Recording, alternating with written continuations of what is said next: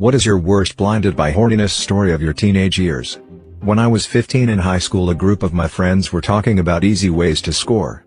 After a couple of hours of conversation, we came up with the idea of going to the adult offender registry and looking up women that had offended near us and showing up in their place since the address is in the registry.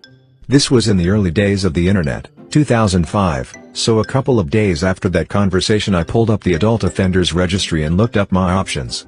There was hundreds of men in there, some of which I had seen around town, but only 2 women in total, and only one of those was in walking distance. So I MapQuested and printed her address and picture and set off to her place.